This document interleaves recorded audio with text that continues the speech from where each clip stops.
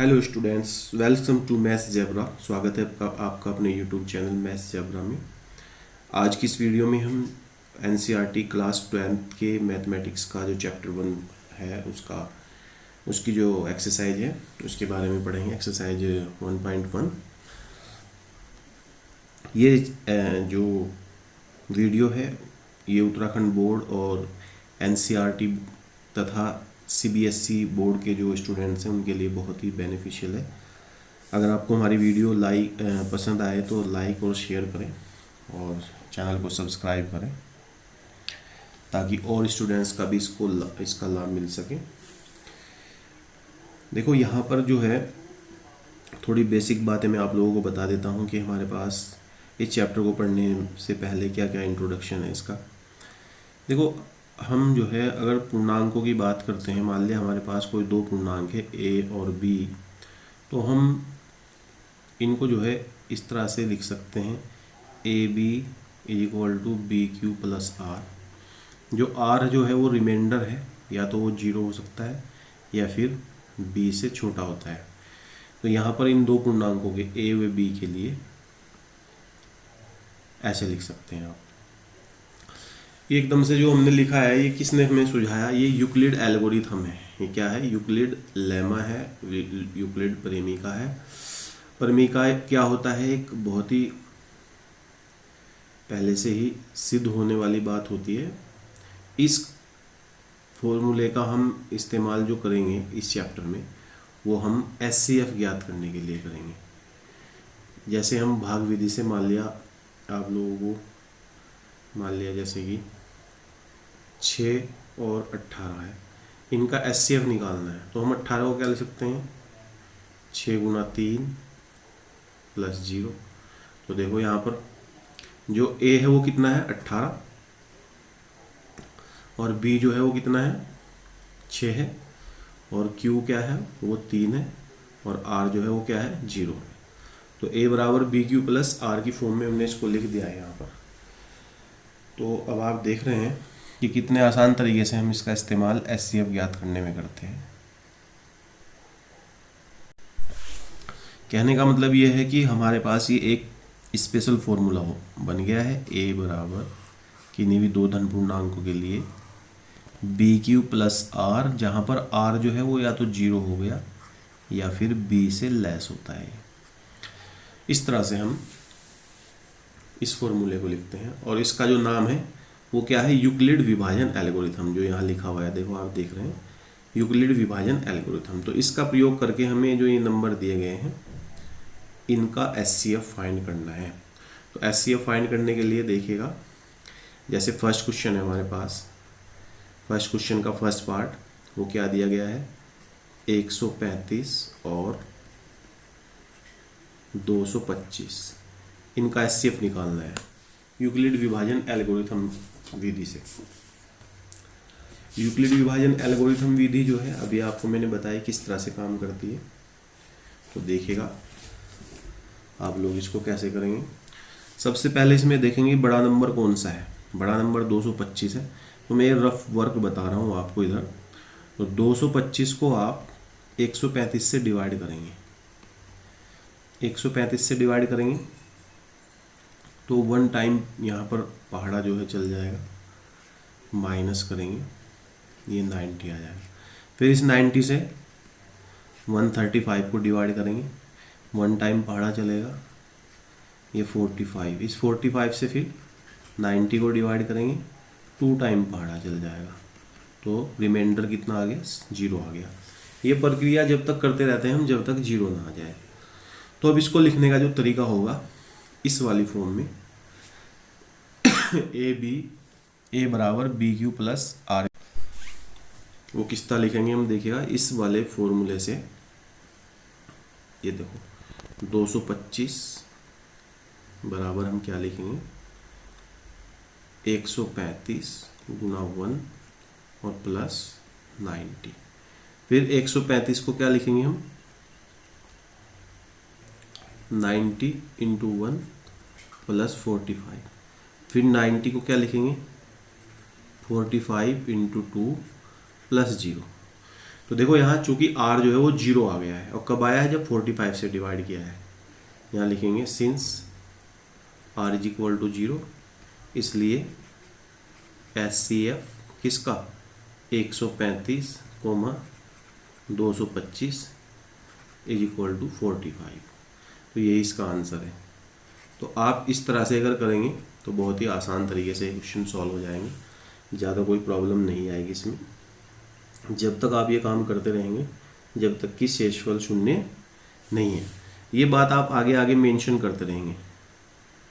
यहाँ पर लिखेंगे r is not equal to 0, फिर यहाँ पर लिखेंगे r is not equal to 0, और यहाँ पर r इज इक्वल टू 0।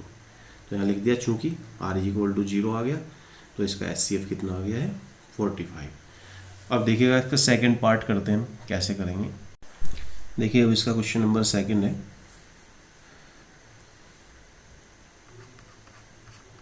ये क्या है 196 और 38,220, इनका HCF निकालना है। अब देखो सिंस 38,220 बड़ा है किससे 196 से, तो 38,220 को ही हम कन्वर्ट करेंगे। तो 38,220 को हम ऐसे लिख सकते हैं 195 इंटू 196 और प्लस आर कितना 0।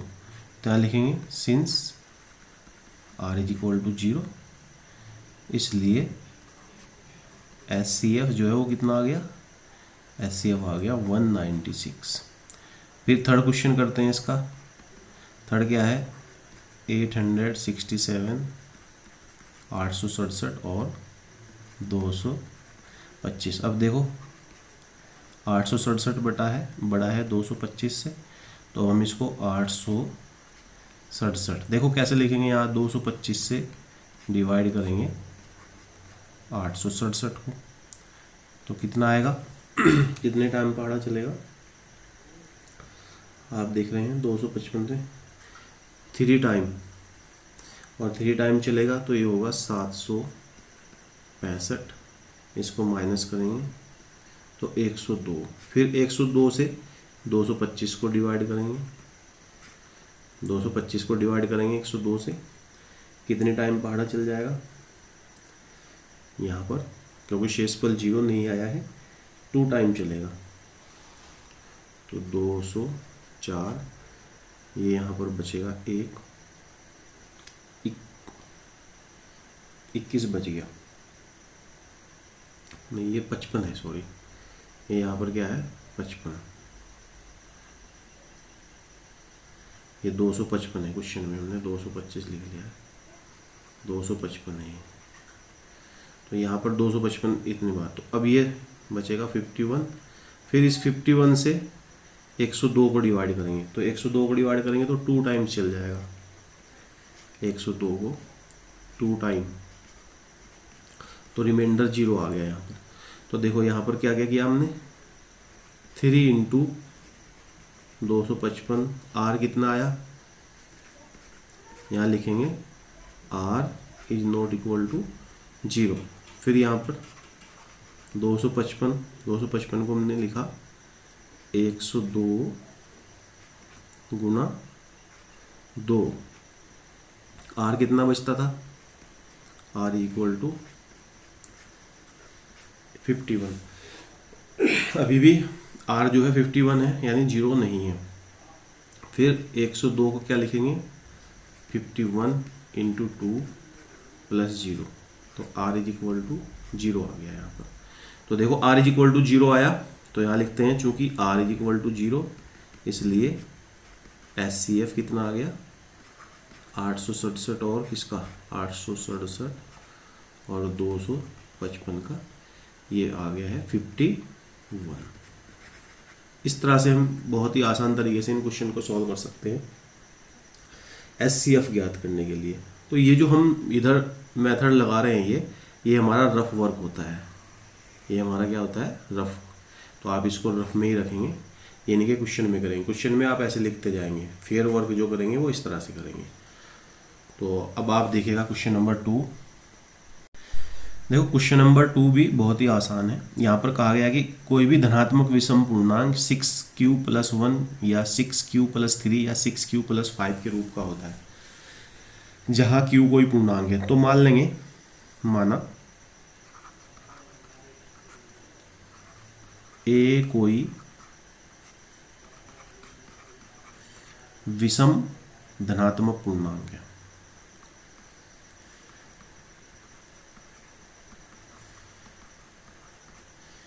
तथा b = 6। तो देखो चूंकि यहाँ पर b 6 आ रहा है ना, पहले ही हमने यहाँ से पहचान कर ली 6q 6q 6q, तो इसलिए हमने यहाँ पर b = 6 लिया। अतः a = bq + r से क्या होगा, यहाँ पर bq + r से r जो होगा वो क्या होगा, या तो 0 होगा या 6 से छोटा होगा, अर्थात अलग अलग वैल्यू रखेंगे। तो a = 6q + 0, a = 6q + 1, a = 6q + 2 और a = 6q + 3, a = 6q + 4 और a = 6q + 5। यही हो सकते हैं हमारे पास। तो जब a की वैल्यू तो ये हो गई संभावित। अब देखो यहाँ चूंकि a = 6q + 2, 6q ये छूट गया था, ये पहले लिख लो 6q, और एक ये 6q + 4, ये सभी क्या है, सभी 2 से विभाज्य है। तो अगर ये विभाज्य है तो क्या है, ये विषम नहीं हो सकते। अतः ये मान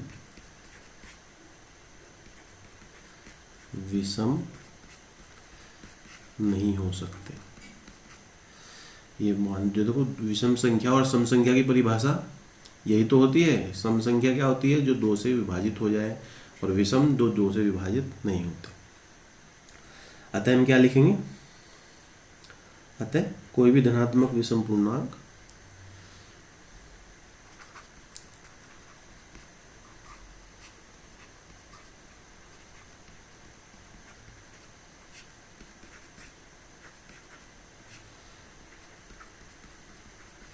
कैसे कैसे होंगे, कौन कौन से छूटे, एक तो ये, एक ये और एक ये। तो कोई भी धनात्मक विषम पूर्णांक 6q + 1, 6q + 3 और 6q + 5 के रूप का होता है।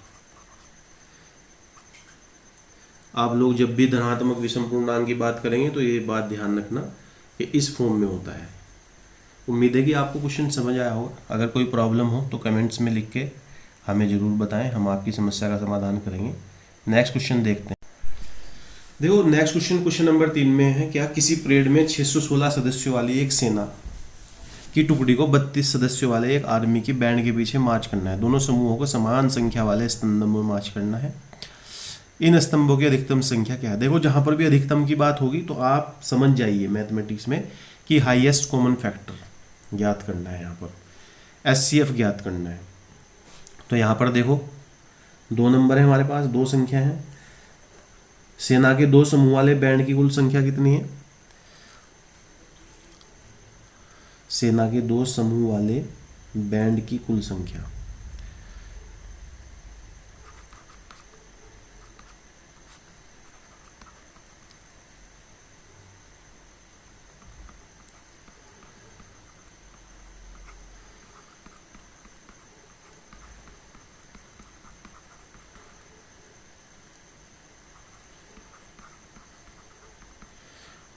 वो क्या है हमारे पास 616 और 32। तो अब हमें इनकी एचसीएफ फाइंड करना है। तो एचसीएफ के लिए देखो, चूंकि 616 बड़ा है 32 से, इसलिए 616 बराबर, यहाँ पर आप करेंगे डिवाइड 32 से 616 को। आप लोग उसी तरह यूक्लिड विभाजन एल्गोरिथम का यूज करेंगे। 32 से इसको डिवाइड करेंगे, 32 ही कम 32, ये 296, फिर 9 टाइम पहाड़ा चलाएंगे, शेषफल कितना आ गया 8। यानी यहाँ लिख सकते हैं हम 32 गुना 19 प्लस 8, और यहाँ लिखेंगे r is not equal to 0।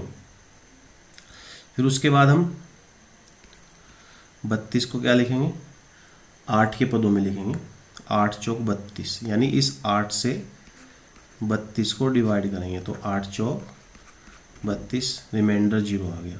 तो यहाँ लिखेंगे 8 गुना 4 प्लस 0, और r कितना आ गया 0 आ गया। तो यहाँ लिखेंगे since r is equal to 0, इसलिए एचसीएफ किसका 616,32, वो कितना आया, देखो 8 से डिवाइड किया ना लास्ट में हमने, तो इसका एचसीएफ जो है वो कितना है 8।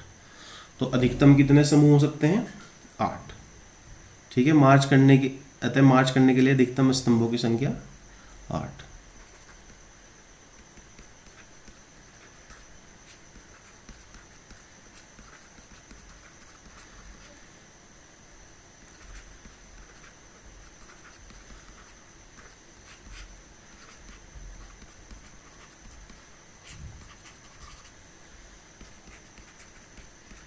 बराबर 8 आंसर। तो इस तरह से हम इस क्वेश्चन को सॉल्व कर सकते हैं। देखिए नेक्स्ट क्वेश्चन कैसे करेंगे।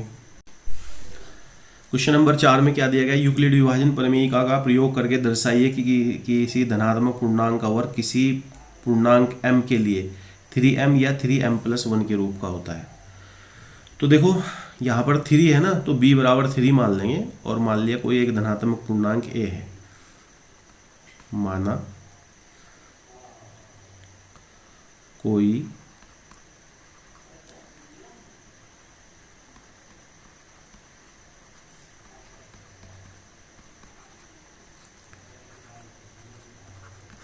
पूर्णांक a है तथा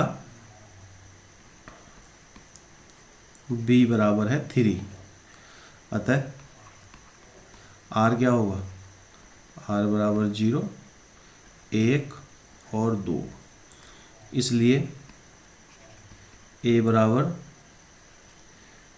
3q, a बराबर 3q+1 और a बराबर 3q+2, ये हमारे पास है। अब वर्क करेंगे। फर्स्ट केस में यदि a बराबर 3q हो तो a स्क्वायर कितना हो जाएगा, वर्क करेंगे 9q² या 3q², या यहाँ पर आप लिखेंगे 3m, जहाँ पर m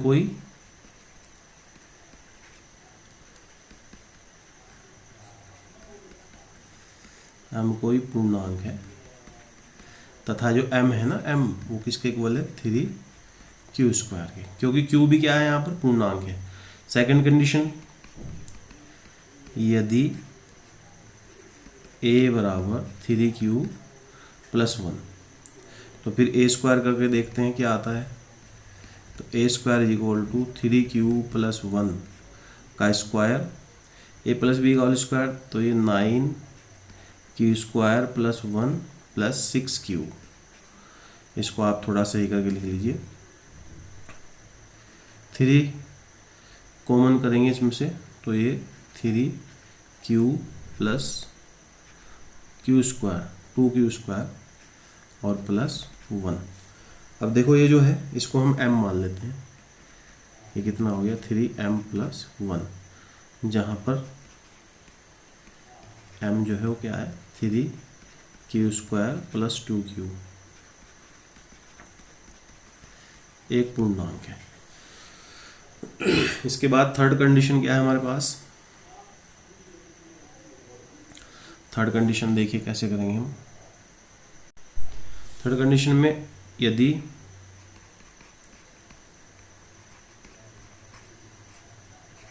a बराबर 3q + 2 तो a स्क्वायर 3q + 2 का होल स्क्वायर, और ये कितना आएगा 9q² + 4 और 6 दूनी 12q। यहाँ पर आप क्या कर सकते हैं, यहाँ पर 3 कॉमन लेंगे इसमें से और इसमें से, तो ये कितना आया, ये हो जाएगा यहाँ पर 3q² + 4q और +4। अभी इसको देखें हम कैसे लिख सकते हैं, 3q² + 4q। 4 को हम कैसे लिख सकते हैं 3 + 1, तो अब इसमें से भी कॉमन ले लो आप 3, और ये हो जाएगा 3q² 4q + 1 और +1। इसको आप m मान सकते हैं, तो 3m + 1। तो देखो तीनों कंडीशन में, शुरू वाली कंडीशन में क्या आया था 3m, दूसरे वाली कंडीशन में क्या आया 3m + 1, और थर्ड कंडीशन में भी क्या आया 3m + 1। तो इसका मतलब क्या हुआ, इसका मतलब यही हुआ कि इसमें जो है किसी भी धनात्मक पूर्णांक का वर्ग किसी पूर्णांक m के लिए 3m या 3m + 1 के रूप का होता है। तो आप ये बात लिख देंगे यहाँ पर। इसी तरह क्वेश्चन नंबर 5 है। क्वेश्चन नंबर 5 में मैं आपको हिंट दे रहा हूँ, आप खुद कर लीजिएगा। अगर प्रॉब्लम आए तो मुझे बताइए, मैं इसको भी सॉल्व करा दूंगा। यहाँ पर क्या है, यहाँ पर कहा गया है कि धनात्मक पूर्णांक का घन, तो घन की बात कर रहे हैं, तो यहाँ पर देखो n लिया हुआ है, n 9m + 1 9m + 8। तो यहाँ पर जो b लेंगे वो हम 9 लेंगे, नहीं सॉरी b कितना लेंगे, क्योंकि घन की बात कर रहे हैं ना यहाँ पर, तो b बराबर आप 3 लेना है यहाँ पर, सॉरी यहाँ पर आप जो लेंगे b बराबर, हाँ b बराबर क्या लेंगे आप यहाँ पर 3, और a बराबर वही बनेगा कंडीशन में 3q और 3q + 1 और 3q + 2। अब इसका क्या कर देंगे, क्यूब कर देंगे, तो ये 27q², इसको आप क्या लिख सकते हैं 27q को, 9 या 27, तो 9 × 3q², और इसको लिख सकते हैं 9m, इस तरह से। तो इस तरह से आप ये क्वेश्चन सॉल्व कर सकते हैं। उम्मीद है कि आप लोगों को हमारी वीडियो पसंद आई होगी। अगर वीडियो पसंद आई है तो हमारी वीडियो को लाइक करें, चैनल को सब्सक्राइब करें तथा दूसरों तक शेयर करें, ताकि और स्टूडेंट्स को भी इसका बेनिफिट मिले। Thanks for watching this video. मिलते हैं नेक्स्ट वीडियो में।